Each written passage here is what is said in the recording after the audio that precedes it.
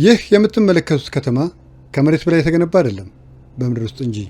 የፀሐይ ብርሃን ፈጽሞ በማይገባበት ንጹሕ አየር በሚናፈቅበት በዚህ ከተማ ውስጥ በፍርሃት የሚርዱ ከአሁን አሁን ምን ይገጥመን ይሆን እያሉ የሚፈሩ ከ20 ሺህ ያላነሱ ቱርካውያን መኖሪያ ሆኖ ያገለገለ ተአምረኛ ቦታ ነው።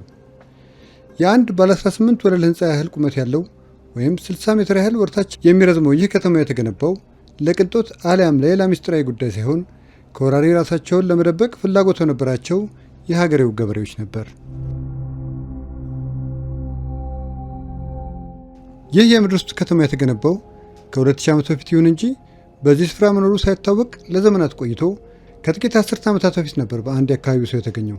ይህ ሰው ቤቱን ለማደስ ሙከራ በሚያደርግበት ወቅት እንደ ድንገት ግድግዳው ይናዳል። እናም ከግድግዳው በስተጀርባ ወደዚህ ተአምራዊ ከተማ የሚወስዱ ዋሻዎችን ይመለከታል።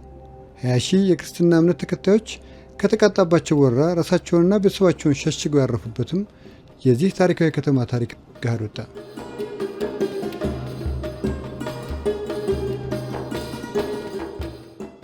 ፍሪጂያንስ ተብሎ የሚጠሩት እነዚህ ቱርካውያን በአካባቢው ለበርካታ ሺህ ዓመታት የኖሩ ህዝቦች ናቸው።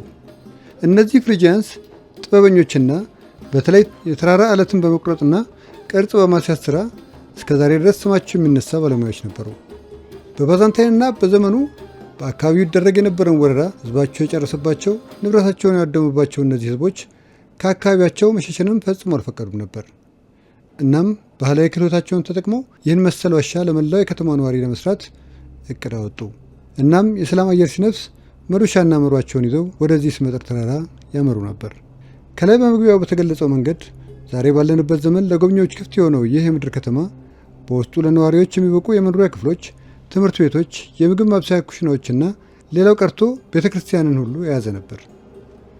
ቤተሰብ ከነልጆቹ የሚኖርበት የምግብ ማከማቻ ጎተራዎች፣ የውሃ መቅጃ ጉድጓዶች፣ የእንስሶች ማደሪያ ጋጣ ሁሉ የተበጀለት ይህ የምድር ውስጥ ከተማ 50 ያህል ንጹሕ አየር ወደ ዋሻው የሚያስተላልፉ ቱቦዎችንም የያዘ ነው። የዚህ የምድር ውስጥ ከተማ አስደናቂነት እንዲሁ ተገልጾ የሚያልቅ አይደለም። ለምሳሌ አደጋ መምጣቱ ሲታወቅና ነዋሪዎች ወደ ዋሻው እንዲገቡ ከተደረገ በኋላ በመቶዎች የሚቆጠር ኪሎ በሚመዘን ድንጋይ ይዘጋል።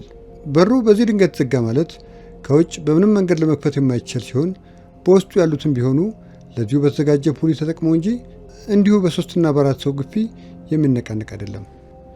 የዋሻው በር ይህን ያህል አስተማማኝ ቢሆንም ያሉበት ስፍራ ፍጹም ድብቅ በመሆኑ ዋሻው ውስጥ ድምፅ ማሰማት ፍጹም የተከለከለ ነበር።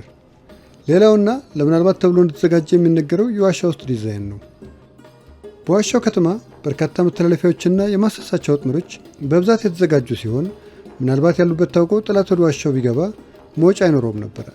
ምክንያቱም አብዛኛው ዋሻው እንቅስቃሴ በጨለማ የተሞላ ከመሆኑም በላይ መተላለፊያዎቹ ፍጹም የተወሳሰቡና ውጫዊ ሰው ጨርሶ ሊለያቸው የማይችሉ ነበሩ። ምግብ ሲበስል ጭስ ወደ ላይ እንዳይወጣ ኩሽናዎች ዲዛይን የተደረጉበት መንገድም እጅግ አስገራሚ ነው።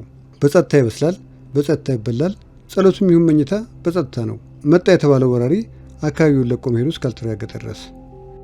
በዚህ ዋሻ ከተዘጋጁት የምግብ ማብሰያና የመኖሪያ ስፍራዎች በተጨማሪ የወይን መጥመቂያ ስፍራዎች ሁሉ ተዘጋጅተው እንደነበር ከቦታው አቀማመጥ መገመት ይቻላል።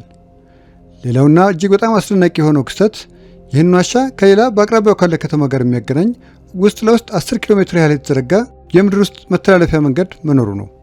በዋሻው ውስጥ ለእንስሳና ለሰው የተዘጋጀ መጸዳጃ ክፍል ለየብቻ የተዘጋጀ ሲሆን አይነ ምድሩን ወደ ኮምፖስትነት ለመቀየር ባህላዊ ዘዴዎችን ይጠቀሙ እንደነበር የአካባቢው አስጎብኚዎች ይናገራሉ። በዋሻው ውስጥ ለመጠጥ አገልግሎት የሚውል የጉድጓድ ውሃ ቢኖርም የዝናብ ውሃ ወደ ውስጥ የሚገባበትና የሚጠራቀምበት እንዲሁም ሌሎች ፍሳሾች የሚወገዱበት መስመር እየተዘጋጀለት ነው። ይህ የምድር ውስጥ ከተማ በርካታ ትውልድ ራሱን ከአደጋ የጠበቀበት ምስጢራዊ ስፍራ ሆኖ ለ1000 ዘመናት ኖሯል። የሚደንቀው የዚህ የምድር ውስጥ ከተማ ምስጢራዊነት ተጠብቆ በመቆየቱ በድንገት ባይገኝ ኖሮ እስካሁን ምስጢር ሆኖ በኖረ ነበር። ምናልባትም እስካሁን ድረስ የሰው ልጅ ያልደረሰባቸው ይህን መሰል ምስጢራዊ ዋሻዎች በየቦታው መኖራቸው አያጠያይቅም።